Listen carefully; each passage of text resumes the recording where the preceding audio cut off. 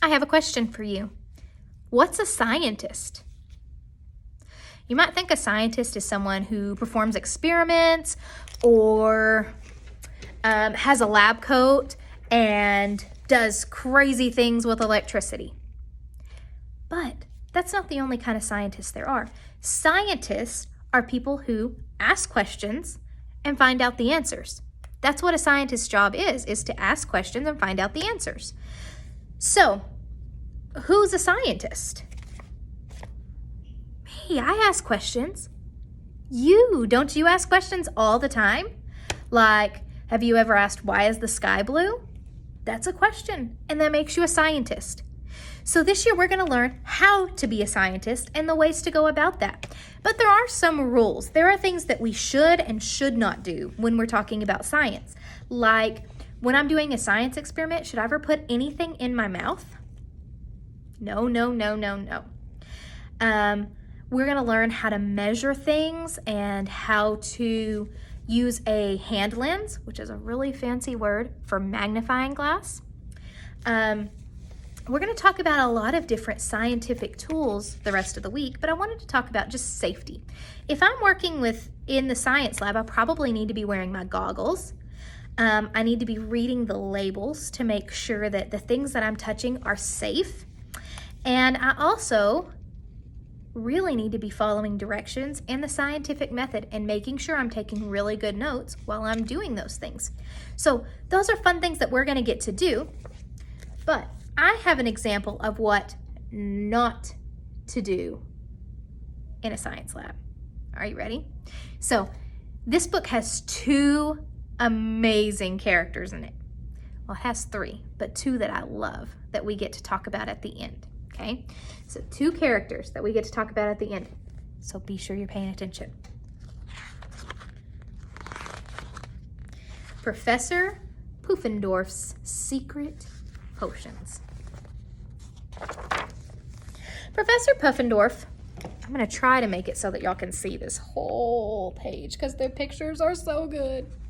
Professor Puffendorf was the world's greatest scientist. You probably have some of her inventions in your own home. Maybe unburnable toast, or a banana-matic, or perhaps a smellophone. Professor Puffendorf's laboratory was a wonderful place, full of odd-shaped bottles and tubes and strange-looking machines that hissed and steamed and sputtered.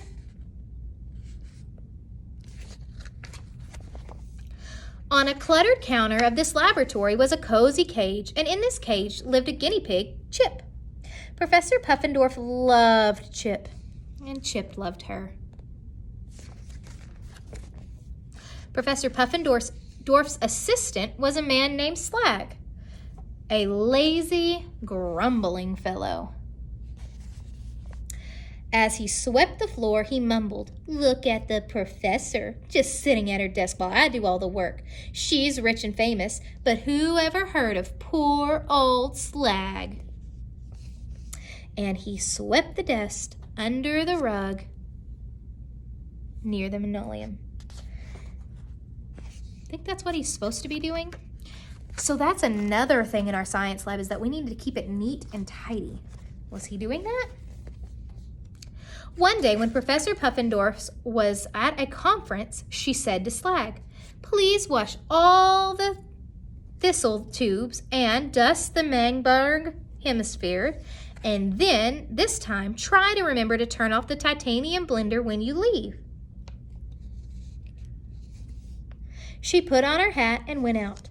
As soon as Professor Puffendorf had gone, Slag jumped into her chair and put his feet up on her desk.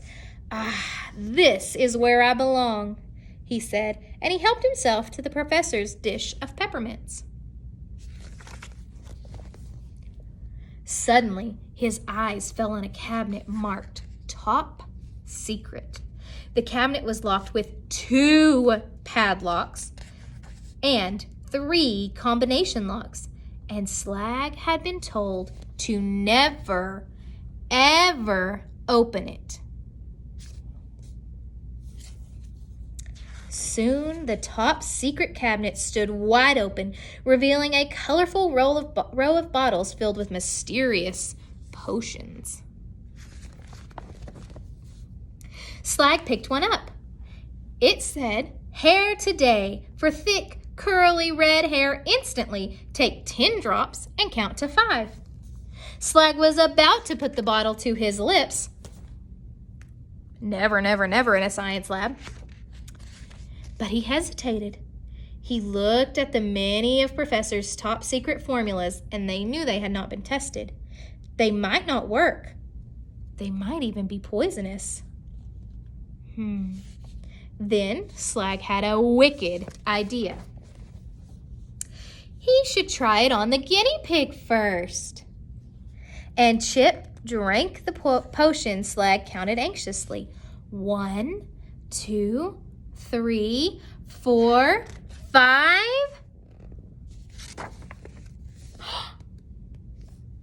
It worked! Chip's furry little head was suddenly covered with thick, red, curly hair. Slag began to prance around the laboratory, clapping his hands and singing, "I'll be rich, I'll be rich. At last I'll be rich." He knew that many people would pay a great deal of money for hair today. So Slag decided to steal the formula from Professor Puffendorf. Where did he put it? Slag went back to the top secret cabinet to see what else he could steal. The next bottle said, "Sweet song for a beautiful voice. 6 drops and count to 5. Slag brought the bottle to Chip's cage and gave him 6 drops. Then he counted. 1, 2, 3, 4, 5. It worked! Chip began to sing with a voice so rich and melodious the tears came to Slag's eyes. Slag could hardly believe his luck. Why, that cabinet must be filled with rare and wonderful inventions, secret potions that would make him rich for the rest of his life. Now thought Slag, I finally will get what I deserve. They went to try a third bottle. This one said, "Best wish, 1 drop and count to 5. Your heart's fondest wish will come true." Slag's greedy eyes narrowed and popped out of his head. Best wish? Why, this is all I need. I'll just wish to be rich and famous. I know. I'll wish to be the boss. No, I'll wish to be the king. Look at his eyes. But just as he was about to swallow the potion, he remembered it might not have been tested. Better give some to Chip first. Chip's still singing. Slag looked at Chip with the evil glint in his eye. With trembling fingers, he measured out 1 drop, saying, "Make a wish, boy, whatever your little rodent heart desires. A ton of alfalfa, a new treadmill, you name it, Chippy, it's yours." 1, 2, 3, 4, 5. It worked.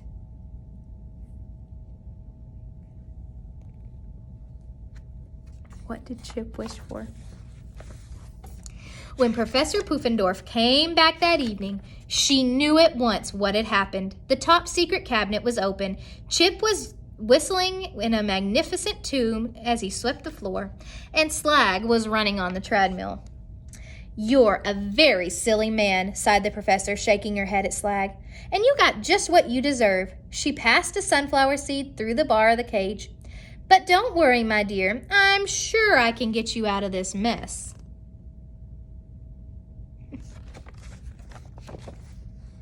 "But first," she continued, turning to Chip, "I'm famished. Would you like to join me for tea and unburnable toast and perhaps a game of checkers?"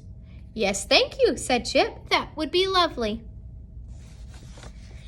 Then he put away his broom, hung up his coat, and followed the professor out of the laboratory, remembering to turn off the titanium blender as he left.